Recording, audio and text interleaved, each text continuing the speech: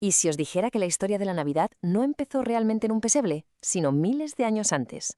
Hoy vamos a explorar una idea fascinante, que la Navidad no fue una sorpresa, sino el cumplimiento de un plan divino antiquísimo. Nos convertiremos en detectives y seguiremos las pistas que se esconden por todo el Antiguo Testamento y que, como veremos, conducen directamente a Belén. Y vamos directos al grano con la pregunta que lo cambia todo y que desafía muchas de nuestras ideas. ¿Fue la Navidad una especie de plan B de Dios? O sea, ¿una reacción de última hora a la caída del hombre? ¿O era, desde el principio de los tiempos, el plan original? La tesis de fondo es potentísima. La historia de la redención no es un parche, no es una solución improvisada, es, en realidad, el cumplimiento meticuloso de un plan diseñado desde la eternidad y que está tejido en la propia historia de Israel. Y ojo, porque entender esto lo cambia absolutamente todo. Venga, pues vamos a ello. Empezamos nuestro trabajo de detectives con la primera pista, que es además la más antigua de todas. La encontramos en el primer libro de la Biblia, en Génesis, y justo en el que probablemente es el momento más oscuro de la historia de la humanidad. A esto se le conoce como el protoevangelio. Suena muy técnico, pero básicamente significa la primera buena noticia. Y lo más fascinante es el contexto. Esta promesa de esperanza se da en medio de una declaración de juicio a la serpiente. Justo ahí, en el momento más bajo, después de la caída, se enciende una pequeña luz. A ver, aquí las palabras importan, y mucho. El término hebreo que se usa para el golpe en la cabeza, shup, no habla de un simple golpe. Implica un aplastamiento definitivo, mortal. En cambio, la herida en el talón, aunque es dolorosa, muy real, no es fatal. Desde el mismísimo principio se nos está diciendo que la victoria, aunque va a tener un coste, está garantizada. Y es aquí donde las piezas empiezan a encajar de forma brutal. La promesa habla de una simiente de la mujer, una frase que si lo pensamos es biológicamente muy rara.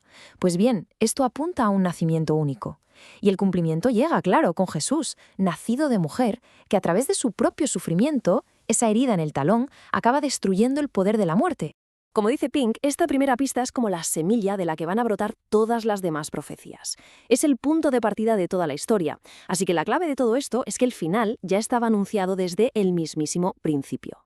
Vale, tenemos la primera pista, pero la cosa se pone aún más interesante. Vamos a por la segunda y veamos cómo se va construyendo este misterio.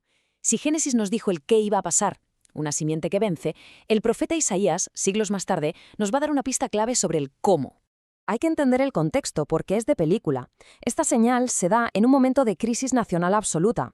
El rey de turno, Acab, se niega a confiar en Dios. Así que Dios básicamente le ofrece una señal que va muchísimo más allá de la política y las guerras de ese momento. Una señal de su poder sobre la propia biología. A ver, es cierto que hay debate académico sobre el término hebreo alma, pero el Nuevo Testamento es clarísimo en su interpretación. Se refería a un milagro biológico real. ¿Y por qué es tan importante esto? Pues porque era esencial que el Redentor naciera de forma milagrosa para no heredar una naturaleza pecaminosa. Y aquí la conexión es directa, sin rodeos. El Evangelio de Mateo cita palabra por palabra a Isaías para que no quede ninguna duda, y nos traduce el nombre, Immanuel, que no es solo un nombre bonito para un bebé, no, es una declaración de identidad brutal. Dios con nosotros, el Creador entrando en su propia creación. Es que la importancia teológica de esto es, bueno, es gigantesca. Como señala Grudem, no es un detalle menor que se pueda pasar por alto. Es el pilar que garantiza que Jesús pueda ser las dos cosas a la vez. Un representante perfecto, o sea, plenamente humano, y un Salvador todopoderoso, o sea, plenamente Dios. Venga, vamos a por la tercera pista, que nos llega del profeta Miqueas. Ya sabemos el qué y el cómo. Ahora Miqueas nos va a decir el dónde, pero lo va a hacer de una manera que introduce un contraste cósmico que es asombroso. Ojo a esto, mirad cómo empieza la profecía. Empieza haciendo hincapié en lo insignificante que es el lugar, no la capital, Jerusalén, no la poderosa Roma, no la culta Atenas, no, Belén, una aldea perdida. Dios elige deliberadamente lo más humilde para mostrar su gloria.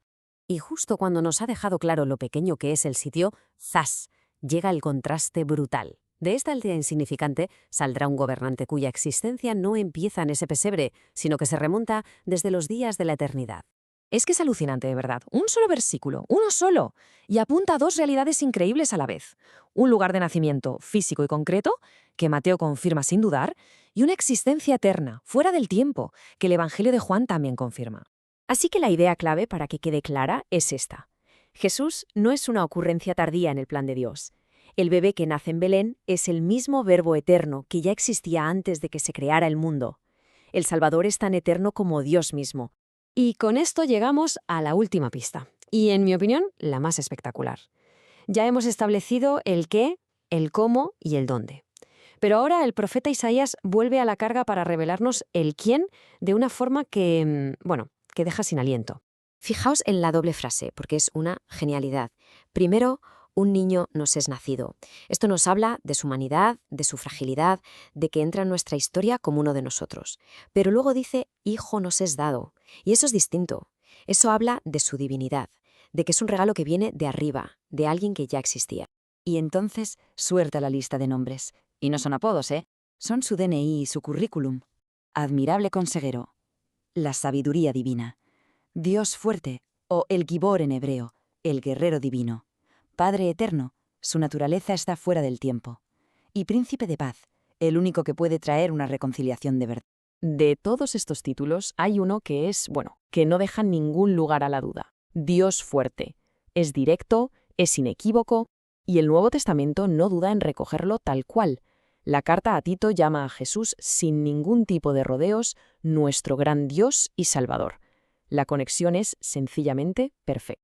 La reflexión de John MacArthur aquí es muy lógica. Pensemos un segundo. ¿Quién podría soportar a la vez el peso de gobernar el universo entero y además el peso de todos los pecados del mundo? Un simple maestro moral, un profeta, sería imposible.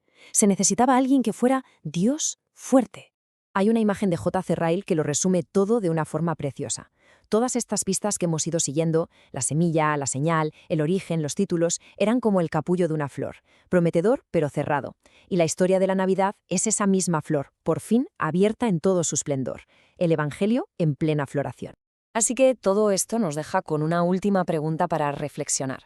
Si el plan de redención no fue un plan B improvisado, sino un diseño maestro y eterno que se cumplió con una precisión milimétrica, ¿de qué manera cambia esa certeza nuestra forma de vivir el día a día?